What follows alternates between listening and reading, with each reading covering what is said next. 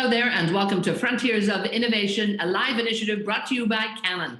We're coming to you live on LinkedIn and Facebook, and thank you all so much for joining us from around the region and indeed from around the world. I'm Etna Trainer, your moderator for this program, and today we're focusing on the customer of the future. Yeah, it's you and I, but it's a whole lot more people out there too. So we all can feel what has happened in the last few months, and we have changed some of our habits. So will they stay? Are they trends? What's going on? We're going to find out in just a few minutes. Now, of course, we really want you to be actively involved in the show as well. So please, at any time, drop me some questions here. I have two great guests, two very informed people who are going to be able to bring us up to date with some new concepts in terms of what they can see as they study the market and they look to see what's happening here. I'd like to introduce you to from EY Consulting. He's a partner with the Consumer Product and Retail. Ravi Kapoor is with us from EY. Ravi, we're delighted to have you with us. Thank you. And Thanks, also from Facebook, Mina, the Chief Commercial Marketing and Digital Transformational Leader himself, Terry Kane is with us. Gentlemen, thank you both. Terry, welcome. Thanks, Edna. Good to be here.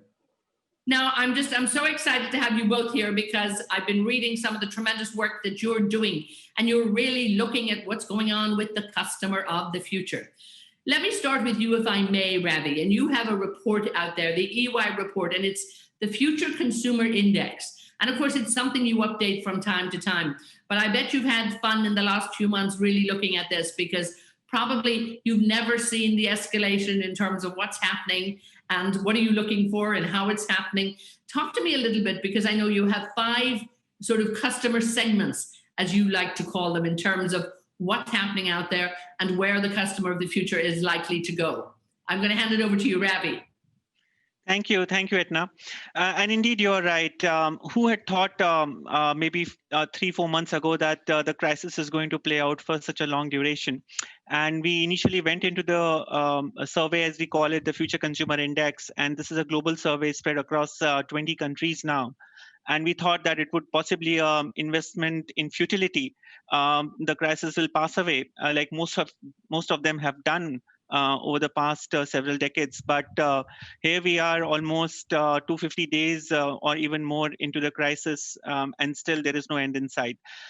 So indeed, what we have been doing is interviewing consumers primarily in the markets of KSA and UAE in the MENA region, and as I said, in around 15,000 consumers globally. And using what we call as advanced analytical tools, statistical regression, what we have done is identified 5 key consumer segments that we believe are likely to emerge as a result of the pandemic. So there are a huge bunch of changes happening as we speak right now, but if I kind of look ahead a couple of quarters or 3 quarters down the line, there are clear distinctive patterns emerging in the way the consumers are saying that they are going to be in the future. And we have essentially bucketed them into affordability, people who are going to value affordability. Clearly, health is going to be paramount and going to be important. And interestingly, there are 3 value shifts that we are talking about. So the first one is what we're calling as planet first. The second one we are calling as society first. And the third and the interesting segment is people who are going to value experiences. So clearly, if I can just delve a bit into each of these 5 segments, and particularly I'll start off with the last one. Experience first are essentially what we call as the Gen Zs, the young who really value the experiences over anything else. They are least bothered from a health point of view or even from a finance point of view. The pandemic for them is a bit of an irritant in their lifestyle, and clearly they are the people who are living in the moment, and people who want to experience the lifestyle that existed pre-pandemic. If I move on to the other extreme, where we are talking about what we're calling as the affordability first consumers, and they are actually the biggest segment in MENA. Roughly around a quarter of the consuming population is affordability first. And as the name suggests, these are the people who have got really hard hit by the pandemic. They have kind of got their incomes either reduced or under threat They are actually also concerned about how the pandemic is likely to play out in the coming quarters. They are the people who are actually, let me say, the most pessimistic of the lot. In a manner of speaking, they're not spending. They are the people who are essentially saving for the future. And clearly they are valuing affordability, value for money as the most important driver for them. And an equally big segment is what we're calling as the health segment. And as the name suggests, again, these are the people who believe that they need to take care of their health. They are concerned about the safety of themselves, of their families. Clearly, the choices of the products, the kind of channels they are consuming, the kind of services they are consuming, students or their kids not going to school are all reflective of this consuming population who is saying that health for me is paramount. However, we all know over the last 7-8 days, with such interesting positive news coming out of vaccines now becoming really possible, I'm sure these set of consumers are going to again shift in the way they are looking at the future. Coming to the last two, which is planet and society, I think somewhere this value consciousness has become even paramount in the MENA consumer. Maybe the part of the world where you would not possibly associate with a lot of environment consciousness, but that's in fact become a very, very important driver.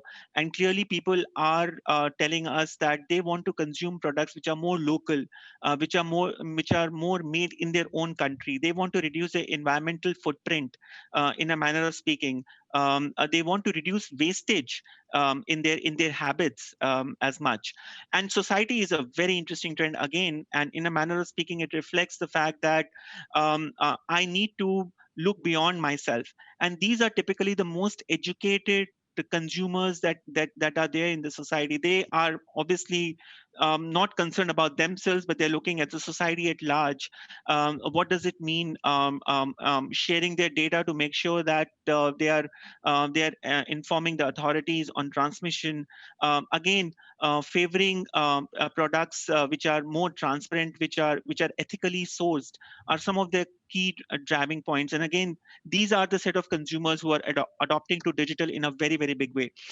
So just to summarize, you see a whole spectrum of consumers, people who are very much impacted financially, very pessimistic, the guys who really value affordability, to guys who are craving for life as we used to know before pandemic, experiences, thirsting for experiences, going to the malls, going to eating out, maybe taking short trips as much as airspaces open up. Then you've got these two interesting value systems coming up, society and planet. And then you have an obvious one, which is around health. So that's the overall lay of the land here.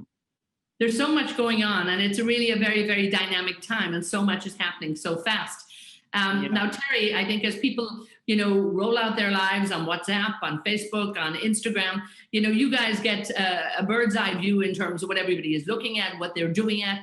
And, apart from that, I love looking at the information on the Facebook website, because you've got such great information there that we can all read in terms of new trends. And so there's an education in itself there. So maybe I need to move over from my Facebook onto the website and study a bit more. But really fascinating stuff. And I was reading The Future of Gen Z. I mean, Ravi talked about it there. There's big focus on the Gen Zers. It's a bit of an inconvenience for them, but why are we all so concerned and looking at them right now? I mean, we know they're going to be the future, but what's new about them? What's different about them? Thank you, Etna, and thank you to Canon for organizing this session. It's great to be here.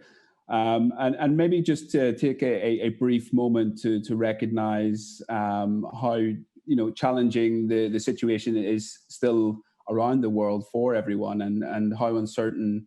Every country has a different scenario, and people in countries have different personal scenarios as well. So recognizing that we are far from the end of this, although as Ravi mentioned, the very positive news regarding vaccines is a great step forward. I think that moving on to the question specifically, and thank you for the plug, Etna.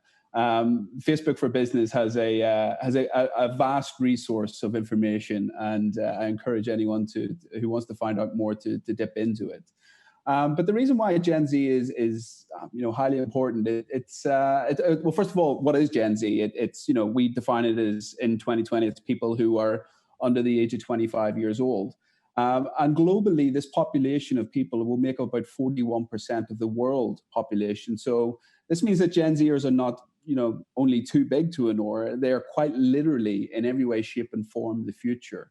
And for Gen Zers, they will form, obviously, the next 5 years in terms of the commerce aspect. They will form the largest portion of consumer purchasing power.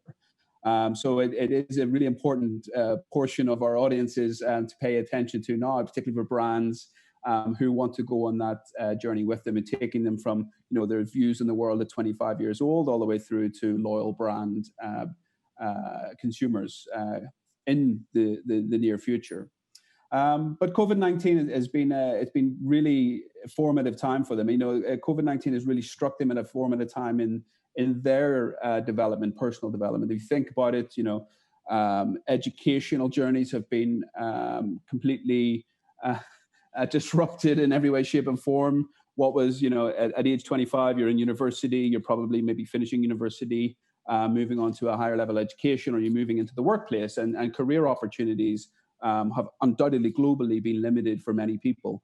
And there's many more things on the social side of things as well that are formative, such as being able to travel, being able to experience other places, other cultures. And those are formative things that build the people that we are ultimately. So I think it's a really important thing to identify that, the Gen Zers are an important future part and a very important future conversation that we need to pay attention to now. And putting the lens of COVID on it, how are we viewing them, and how do we help kind of businesses, platforms, and society as a whole engage more deeply with what matters to them, what makes them stronger, what they energize around, and ultimately what drives them.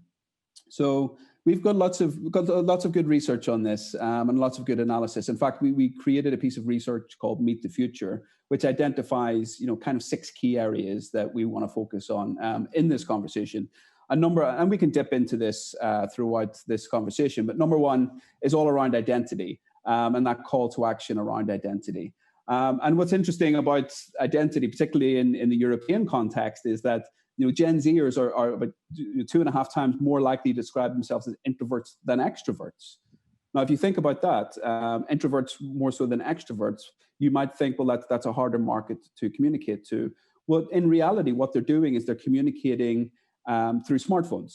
It's not that they rather don't want to be in person, it's just that they're more comfortable in the communication through smartphones. And that's really a digital first native behavior that we've not experienced before. This is the first generation that is fully mobile, that has the power in their hands, that's fully mobile. And at times that can be overwhelming for them.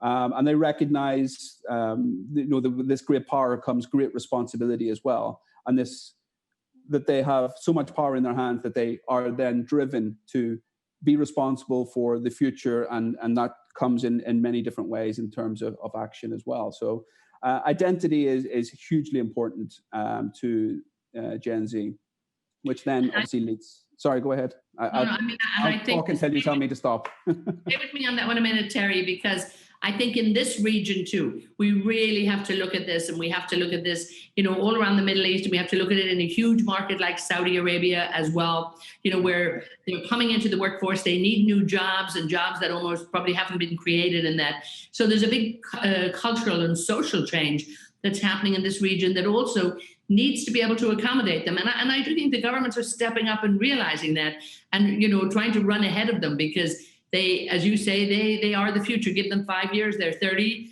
10 years, and that's nothing when you're trying to plan. You and I remember 5 years ago, 10 years ago. It seems like yesterday. Honestly, now I feel like I never left my 20s, but that's me personally. But you're absolutely right. I mean, the generation, the Gen Z generation is, they're constant learners. They're not like they finish university and that's their education done. Is that they want to continuously learn. Their expectations of businesses and the opportunity for learning consistently while in the workplace is is effervescent. It is right there, and we've got some research which will inform us that 79% of Gen Zers want to stay continuously learning, and where they're going to learn, it's not going to be sitting in a classroom, it's going to be online. And workplaces and governments need to adapt to that expectation that there's almost a consistent willingness and wanting to improve and enhance, and that's a Gen Z trait more so than I think any other traits. And I mean, it is very exciting. It's very dynamic. And I think other people are getting excited about that because it's there. And when we look at what's available online, there's just so much content. Ravi, let me come back to you. And, Jerry is just talking there about, the digital natives and the fact that really everybody is online and everybody has been forced to go online whether they want it or not. Now, we were hoping to have Sally from Do with us to join us in this conversation, but she sends her regrets. And unfortunately, last minute, she couldn't join us. But we're all very aware of the power of, the mobiles we hold in our hand, the capability of what we can do.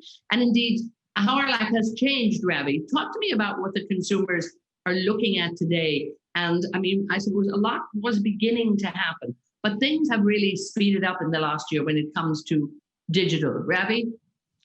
Yeah, absolutely, Etna. And I think people are talking about what they have seen over the last few months is a precipitation and acceleration which people were expecting to happen in 5 and 6 years. Literally, people saying 2013, 2020.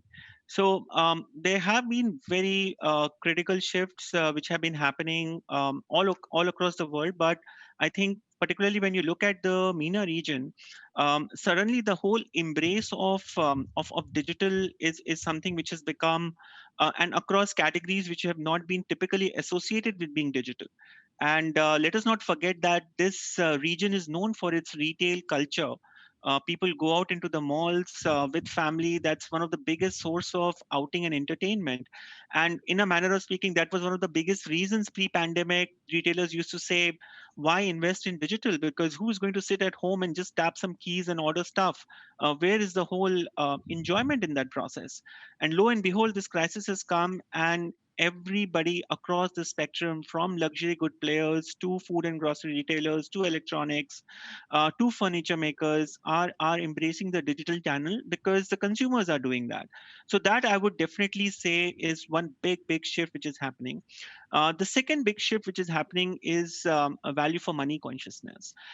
Whether you are impacted by the pandemic or not, or whether your jobs are secure or not, I think that's a big shift which has happened in this period of time, that the whole value for money consciousness is becoming very important. What does it mean?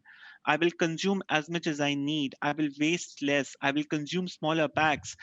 You may be surprised to know, Etna, that Middle East market is the profit generating market for almost all the FMCGs across the world.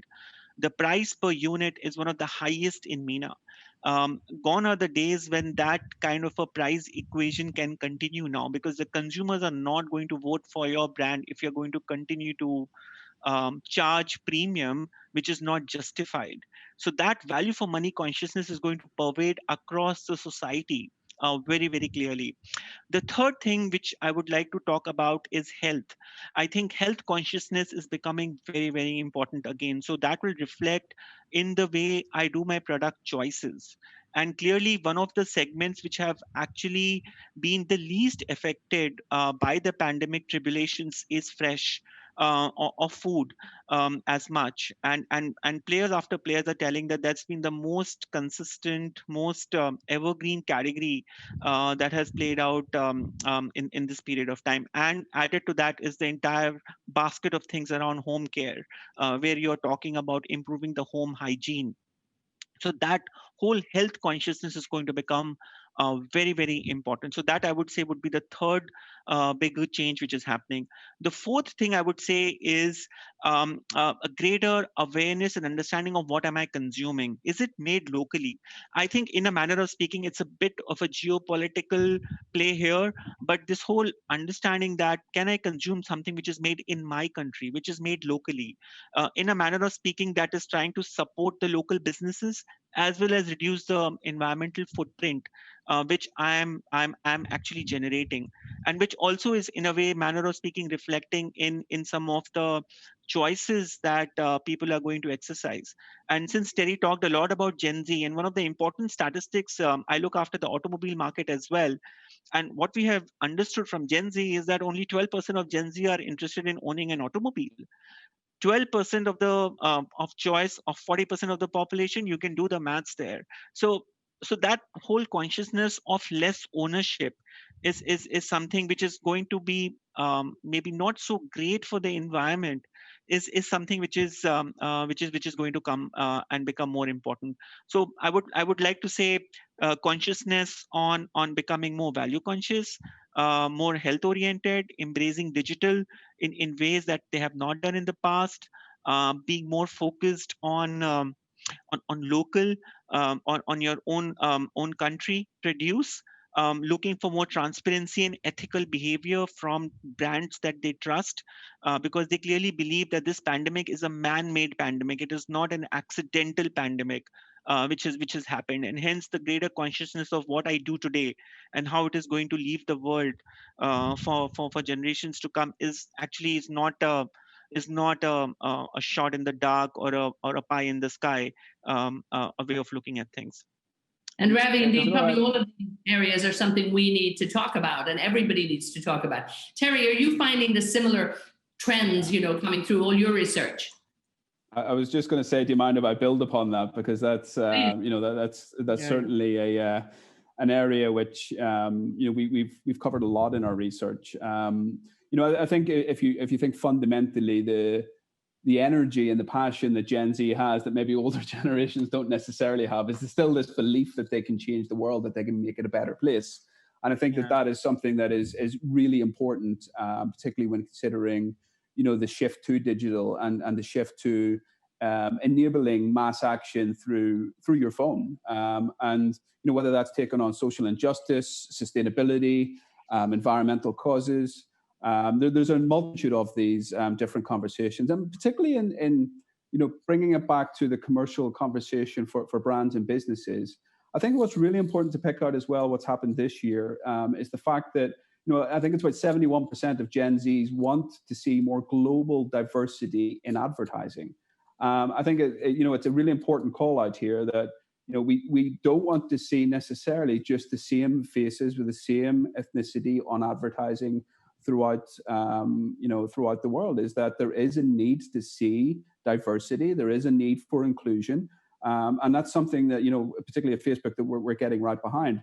I run our Ramadan program globally for Facebook, and one of the challenges that we have is when we go to places like image banks around the world, and very related to Canon as well, and your partners. But when you go to image banks around the world and you look for images of modern Muslim women to utilize during your Ramadan advertising, you'll be very, very limited in your choices. And that's a reflection that we need to change, particularly through activism, and particularly through the Gen Z requests and demands that we do change it. So there's a multitude of different views in this activism. I think one of the other things that really to call out is during COVID, from January 2020, there's about $100 million raised directly for charitable causes on our platforms that were COVID-19. But Gen Zers were the ones most likely to have made their first charitable donation since the pandemic began. So Gen Zers are more active, but they're also more contributory towards these causes. So activism and building on that, I think that's going to be a consistent theme, and that's going to be pervasive throughout all types of business, social community. No, I find that absolutely fascinating. Ravi, talk to me a little bit about the sense of community that digital has brought the consumer to, and the consumer now, while before might have depended on what was going on in their own area, now is just being, having access to a global market to see what's going on around the world, and never ever like this before. And they can check out a little store in Bolivia, or they can be in Brussels. It doesn't matter, but the accessibility. And I think from, Terry's point too, in terms of looking to be more diverse, because the Gen Z, they're hanging out with these people from Bolivia and Burkina Faso and all countries around the world. But talk to me about the difference that connectivity has made to the consumer. I think Etna, it's a huge let me say game changer. And there was this interesting study done by the UN, one of the UN agencies, that what's the readiness index of Middle Eastern countries from a digital economy point of view. And you would be surprised, or maybe not, that the infrastructure wise, countries like KSA and UAE are sitting in the top 10 percentile of the countries where the infrastructure existed. As I said, that the trigger for embracing online was driven primarily through concerns on lockdowns, on health, which was one of the primary drivers of embracing online. So I again want to juxtapose your statement and say that it is not so much about consuming exotic stuff which is not available in my neighborhood supermarket aisle, but it is more driven right now with more down to earth factors, in a manner of speaking. That one of the biggest things that we have seen is availability. Now you would say availability looks so non-sexy. Come on, availability is given in any consuming economy. But one of the primary drivers of brand choices, which the consumers have been telling us, is availability, and availability in the supermarket aisle. So even if you go online, doesn't mean that you will have all the brands or all the SKUs or the sizes that you want or all the flavors that you want, and that, in a manner of speaking, is moving the needle in terms of what brands I can pick up. And one of the fallouts of that process is what we are calling as the entire emergence of white label. So I'm not talking about picking up the best from the streets of Paris here, but obviously that luxury segment is a completely different ball game where consumers are global citizens. They will shop one day in Paris and they will shop the next day in Shanghai, and they'll be very comfortable in that, and they can also shop in Dubai for that matter. But I'm talking about, and they are pretty much 2% of the population. So let's not get driven away by the 2% of the population. The balance, what we are saying, embracing digital, which is roughly around 60-70% of the population, are made their first purchases online. In fact, 50% of the population is saying that they are going to continue buying groceries online, and also juxtaposed with a visit in person. So it's now becoming a coexistence of sort, and we have a term for this, and we call it the coming to life of the omni channel. So clearly now.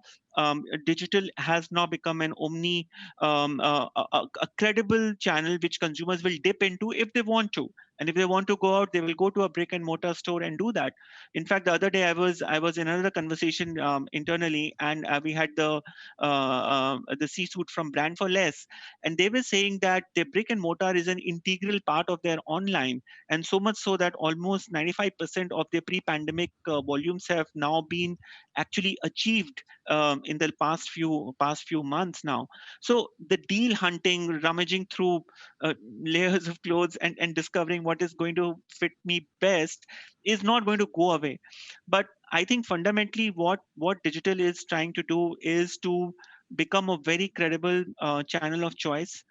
It is changing the financial ecosystem as well, where embracing cashless transactions, embracing digital currencies or plastic currencies is becoming important. The third factor would be, and you would again say that it's the non-sexy part of it. It is the last mile connectivity. You would be surprised that pin codes don't exist in this part of the world, and which is, you may think it's come on, how can a country of the sizes work without pin codes? And what has this pandemic done is that improve the last mile connectivity capability of organizations through and through, and promising that whole service level delivery which is coming in from the likes of Amazon globally. Now there are a lot of local aggregators who are promising the same kind of service, and they want to be the Amazon of Oman and the Amazon of Egypt, and these are some of the requests which are coming to us, that how do we make the transition happen. So I would say, in a nutshell, digital has been a game changer in multiple ways. It has opened up brand choices. It has made the consumers more deal conscious.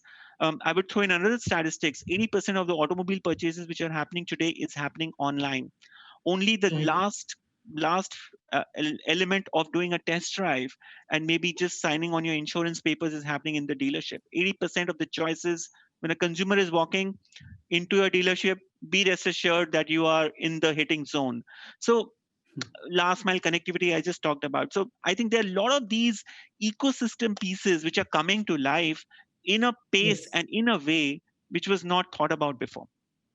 Absolutely not thought about, and they're going to stay with us. Terry, I have two questions here for you. One of them you actually have answered quite a bit of, but to continue on even from what Ravi is talking about, that's the focus of the other question.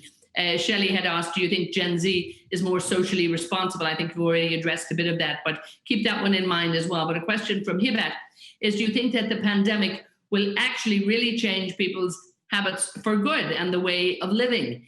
And I mean, while we were all sort of hanging out and we all had some affinity with the digital world, I mean, we had to jump on it from, sort of, 6-year-olds to sort of, or 8-year-olds to 80-year-olds. I mean, everybody knows how to use this now. And even our older population, whereby some people maybe weren't in tune, they are now, because they know well how to connect on a Zoom, they know how to do everything, and they know how to order their shopping because in many ways they were forced. But has it actually, do you think, changed people's lives? And a lot of it will stay around. We might still do more. And as Ravi said, we have the choice. But do you think this is here to stay? Look, I mean, I think, bringing it back to the personal scenario back in March, starting with that personal scenario, which hopefully many parents will be able to understand and relate to, is the moment that you suddenly are forced to do online learning, and you have a class of online learning for the week, and then suddenly that week turned into the month, and the month turned into, so far, whatever time period it's been. It seemed like it was daunting in the beginning, then it became a normality, and now working from home, and for many of us, is becoming a normality as well. And I think that, look, although we don't necessarily have research on the work from home kind of scenario, I think that there's a reality that it won't go back to what it was directly before. And I think that there's inevitably a scenario where there's a hybrid required. And I think, again, that's not going to be a black and white kind of movement. This is going to be demanded from employees, and particularly, again, I come back to it, but the Gen Z community is that they, the Gen Zs won't want to necessarily be stuck in rush hour traffic like we've been, all of our lives. And when you don't have to do it, you think to yourself, why do we do it? But then also on the flip side of that, there's the reality of what are we missing out by not having face-to-face contact. And particularly in the Facebook offices, which are awesome offices around the world, we actually want to go back to the office because that's where we innovate, and that's where we connect, and that's where we build the next generation of products and services. And so there is a balance that needs to be struck. Well, the one word that was mentioned previously, which I want to kind of come back and visit a little bit, is around community. And I think community is a really important word, which I think has changed quite dramatically through COVID, and will change inevitably for the future. And because of this digital acceleration, there's more people online, there's more people on platforms like Facebook, which ultimately was created to give people the power to build community globally. What we're seeing is that community is more important than ever, but it's not necessarily a physical geographical place. You wouldn't pick out a map and say, here's my community. My community is a virtual community as much as is in real community. My own personal examples here, my own, I love Harley Davidsons and I love riding motorbikes. My community is in the US. My community is in Ireland and the UK, as well as it is here in the Middle East. And that's my community, as well as my sports teams, as well as, my Irish community or an expat community or whatever it might be. It is my community, and it's the most important thing to me other than my family and physical friends. But I'm more connected, and that's accelerated. And in fact, again, the Gen Zers, they themselves, 1 in 4 say that they will continue to use groups and communities to connect more often, now more often than ever, and they will continue to do so. Now, the question has to be back to businesses or companies or organizations, and well, how are they going to change how they approach communication to communities? because they have to be part of that community in order to connect. And that's no longer about black and white marketing, one-way conversation. This is about understanding, how do you engage with hashtags? How do you engage in DM marketing? How do you build stories? How do you build ephemeral connectivity? How do you stay true to your community? And how do you connect with that community? And that, I think, is going to change more drastically than at any other time in the past. And I think that's so exciting too, because it just means so much, and we've all actually experienced it. We did a series, part of the series, we've done the future of many things on this Frontiers of Innovation, and we did a wonderful series on the future of work. And this wonderful company, I'll put you in touch with this lady, Vanessa from Abodo, and she was online, and they can actually plot talent in different parts of the world, and actually go after investment because they can find the talent, so they can take companies out of, they're coming into a city and say, actually, the talent is down in this part of the country. It's fascinating. But I think the digital world, without a doubt, has really, made so much possible. Go ahead. And Dubai tourism has jumped. People work to be able to find them, and just think of even just refugee displacement. Some of these guys, exactly. Some of these women and men, they have talents. They can register on something like this. They can get jobs. Yeah. And look, also, I mean, there is a reality on companies and organizations that are jumping fast on this, but one that, we're based in Dubai. Dubai tourism has seen this opportunity, and they've jumped on this opportunity immediately to say, why do you want to work where you're working in the rain? Come and work in Dubai, and, you can work from anywhere in the world. Now is the time to do so. And I think there was an awesome campaign that spoke to the moment, that spoke to the relevancy, and it was very well executed as well. It was a taxman around the world to be looking at that one, but again, it keeps everybody engaged and maybe opens up a whole new community there. Ravi, let me come back to retailers, and let me come back to supply chains, and because the consumer is, as we have seen, really controls the global economy, and if the consumer stops traveling, stops shopping, just stops life, look what happens. And it's going to take us many years to actually come back to where we were. And will we come back, with more robustness? And, how will we come back? In fact, do we even know how it's going to change? But talk to me a little bit, particularly about supply chains and how the last year has really impacted that. Yeah. And I think, in a manner of speaking, supply chains make the world go round, right? Because that's what brings the food on your table, that gets the product in your hands. So supply chain obviously is in literally speaking the chain which kind of makes the businesses run and hum. Clearly, there have been huge imperatives which are coming out on supply chain. And I think one of the biggest imperatives on supply chain which is coming is on cost efficiency. So if you look at anything in a business, 60 to 70% of the cost of running an organization is sitting in the supply chains. And hence, with this pandemic and with this value for money behavior, one of the key imperatives which is emerging for supply chains is that how do I make my supply chains more cost effective? And how do I make it more cost effective using data and analytics? So the flip side of digital is more data. And more data means what the consumer or what the companies are doing with that data, and what kind of analytics capabilities I need to generate or create to leverage that insight. Now, Facebook is sitting pretty because they've got tons of products, tons of very smart people creating some of the smartest algorithms. I personally use Facebook's profit algorithm for demand forecasting for a lot of my clients. But actually, it's a skill which is very, very short in supply. So the challenge, people say data is the new oil. People don't know how to refine it, because it's not enough to have data, but you have to do something with it. And I think supply chain has really brought that right in front and center, because it impacts multiple parts of your value chain. It helps you to take out costs, because 60-70% of your costs are sitting there. It helps you drive availability, which I said is one of the primary drivers of brand choice, which consumers are exercising today. So if I'm not able to forecast properly, I will not have my products at the right place.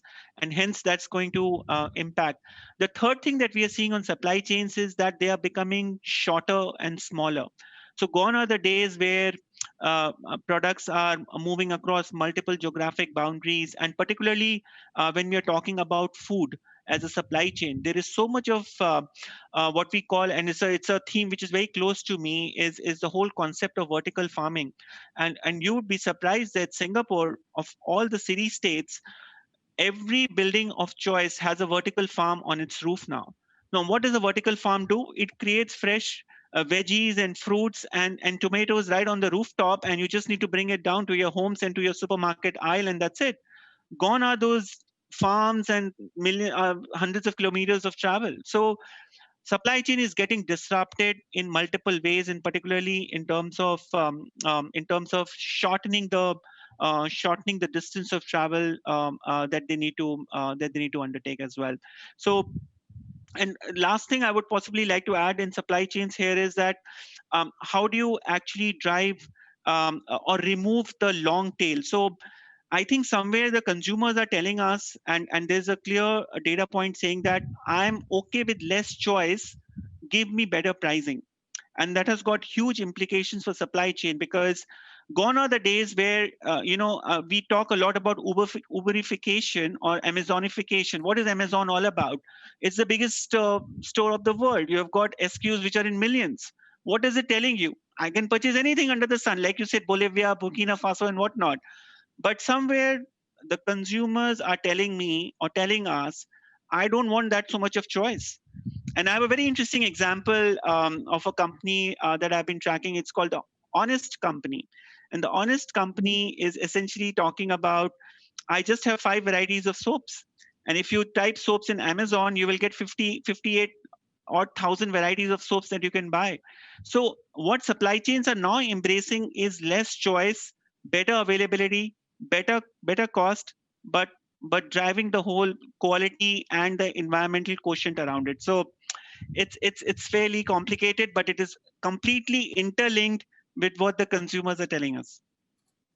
Indeed. And one of the things you talk about, Terry, too, is about removing the friction. People want to do this. They want to, do it without much trouble. Talk to me a little bit about that concept of, removing friction from purchasing, and even carrying on from what Ravi said there.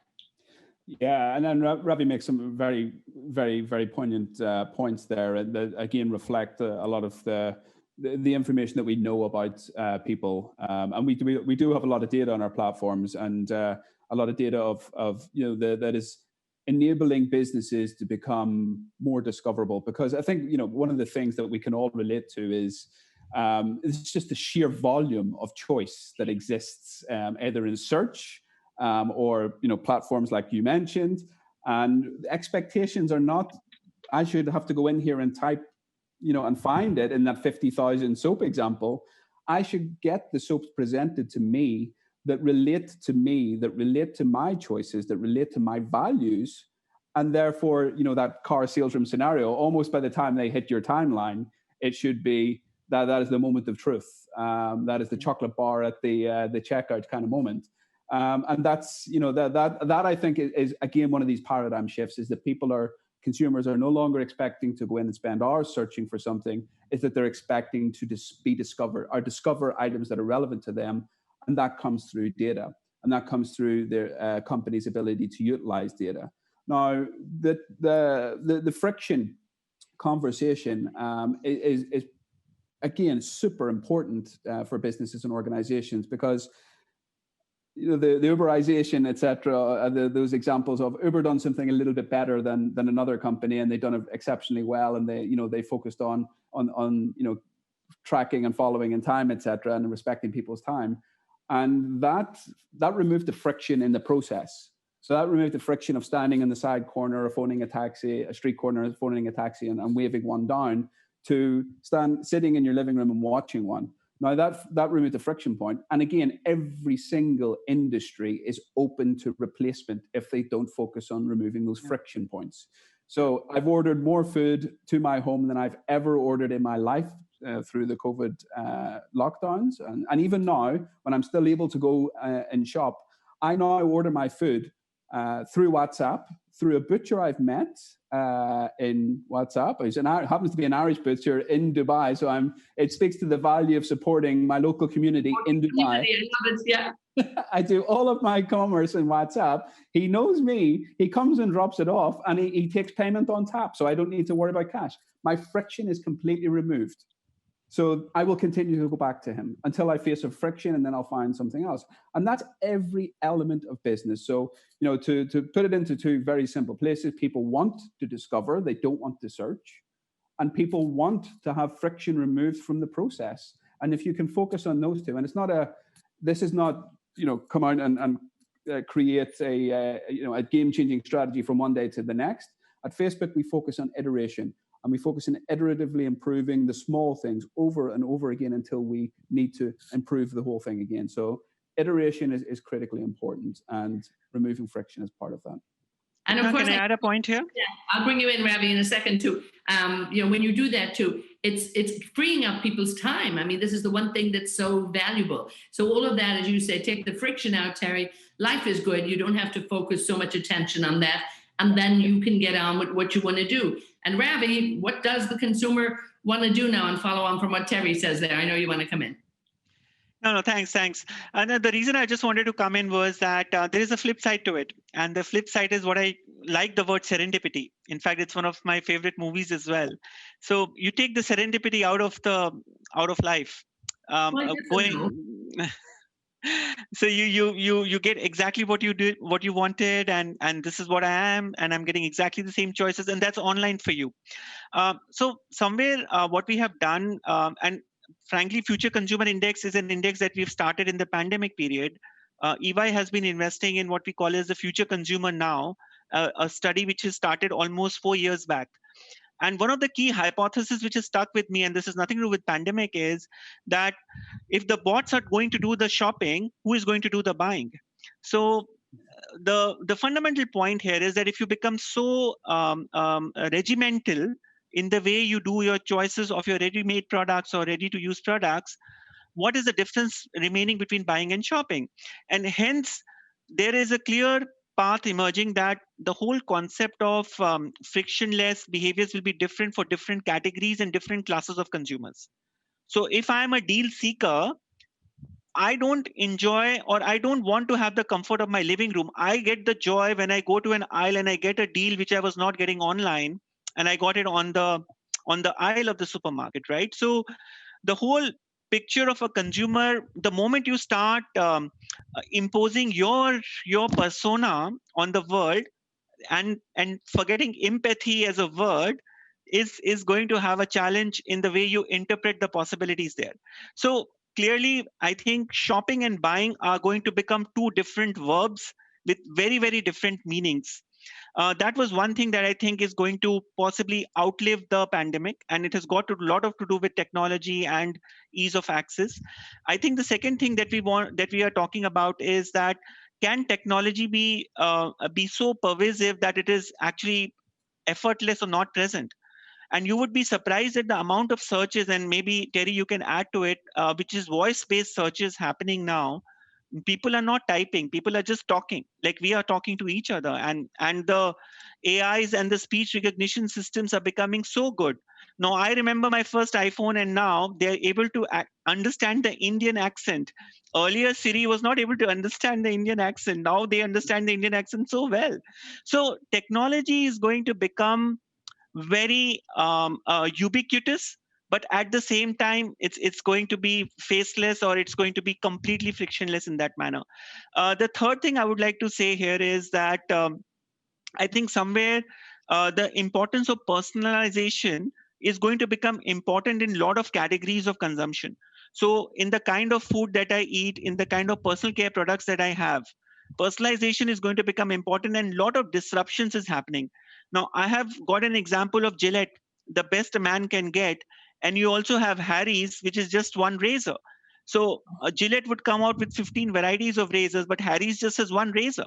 So there is a reduction in choice, but there's a greater value coming in. In a manner of speaking, people are, in a way, downplaying personalization in a way in certain categories. But at the same time, I have an example of a company which is creating maybe tens and thousands of varieties of shampoos. So it will take a DNA sample of your hair, and it will try to match exactly the texture, the color of the shampoo, the perfume, which suits your scalp, a way a P&G Head and Shoulders or a Clinic Plus from Unilever will not be able to do that, because they are born in a different zone of time where it was all about economies of scale. Right now, the economies of scale have gone into economies of scope. I want a shampoo for me. So there's personalization happening in that side of the equation as well. So clearly, there are some of those trends which are going to become increasingly important. And as Terry rightly said, I think Gen Z is in a way a very individualistic part of the society. So they are introverts, and I completely agree with it.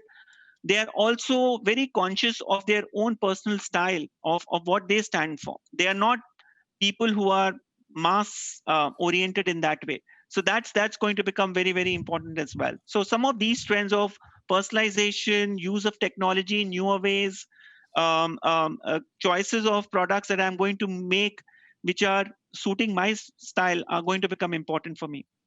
Terry, talk to me about artificial intelligence, and how is Siri managing that Irish accent as well, huh? I don't think Siri's quite caught on to the Belfast twang yet. Belfast one. That's it. It's a regional one. That's the difficulty. If you're from Dublin, you're fine, but if you're from Belfast, you got bigger problems.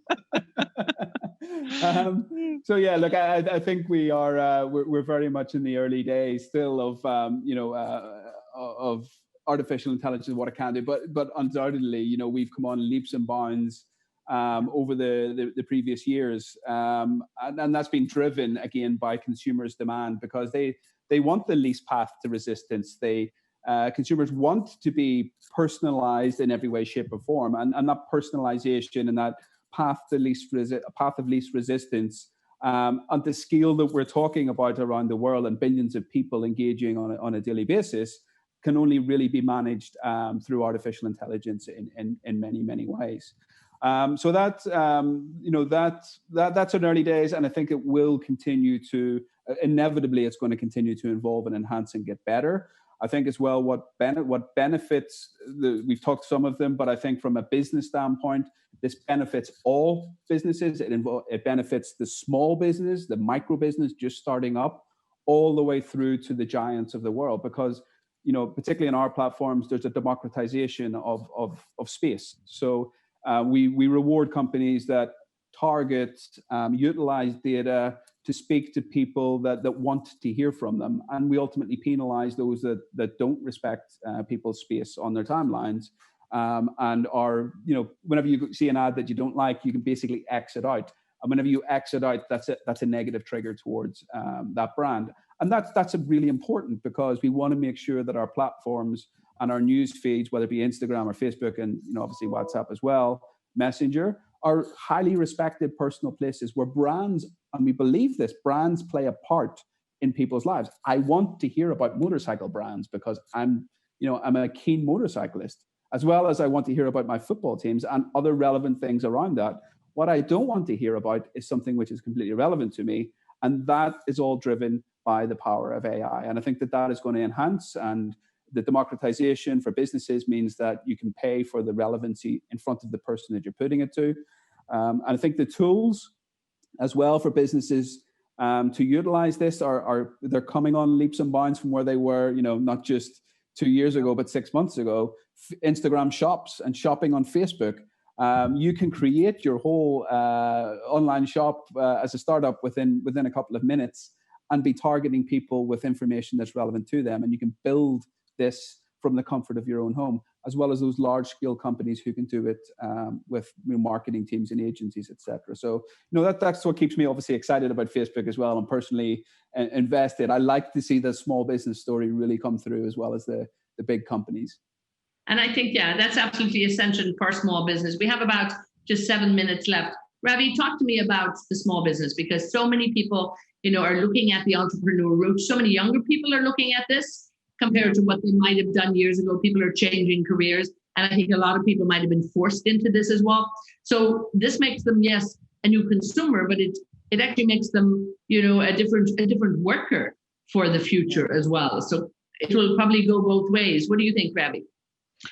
No, absolutely, Etna. I think, and what the governments are doing very, very consciously is that how do you remove the friction in that sense of the economy as well? How do you make entrepreneurship a very distinct or a possible career option. It's no longer just working with the biggies like possibly I am doing and Terry's as well doing, becoming more like the Etnas of the world, where you set up your own business and have a good life as well. So I think somewhere and I think some of the shifts that we are seeing where people are embracing what is more local, they are not completely swayed by big brands. In a way, there is a bit of a fatigue which has come in, to just go in for the soft power of big organizations. That soft power hold on Gen Z, for example, is coming down.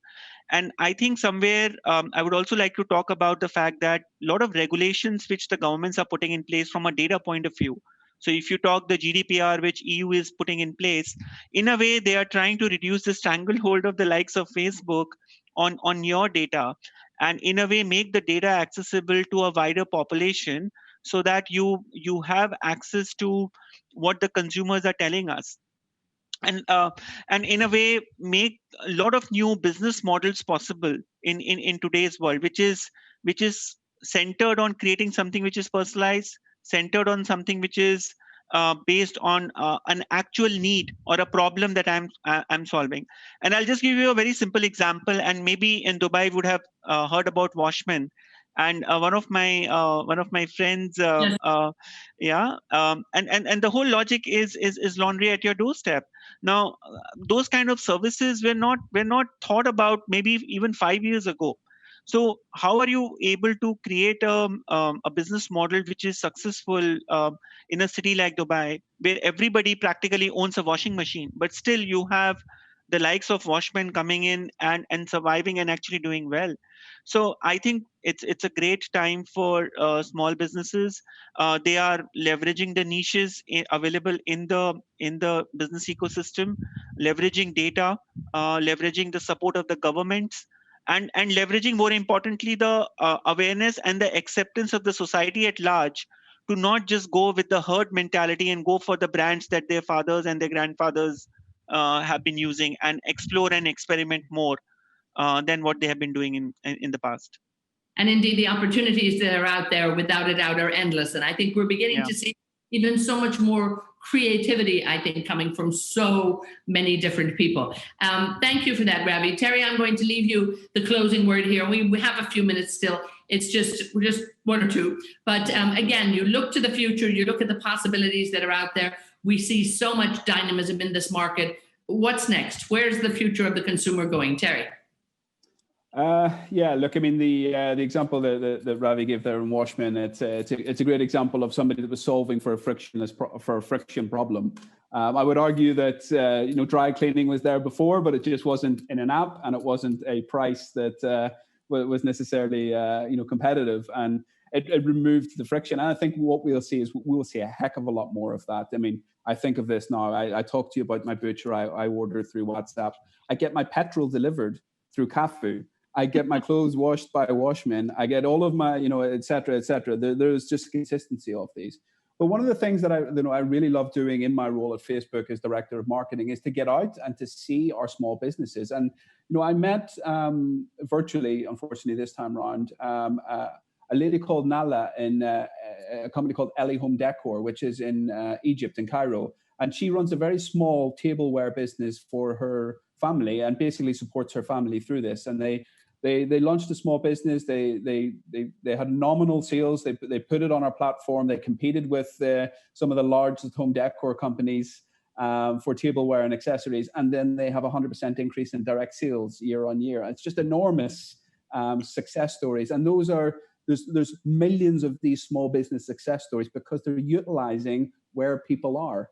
They're fitting into where people want to see their brands.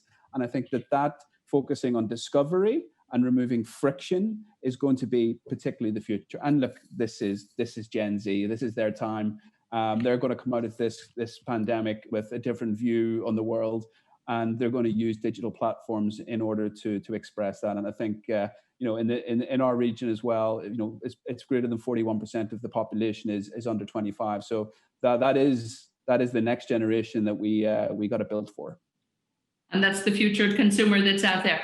Gentlemen, thank you so much. Terry Kane and Ravi Kapoor. Really, what a great conversation. I'm inspired. We're all wired and inspired for this. And again, it's about, getting ready for the future, because I think we're halfway there. We've lived a very different life in the last few months, and I think we'll probably live a very different life in years to come. So thank you both, gentlemen. Really, it's been an absolute delight. Thank you. Thank you. Thank you. And again, to all of our audience at home, thank you so much for being with us. This has been Frontiers of Innovation, an initiative brought to you by Canon.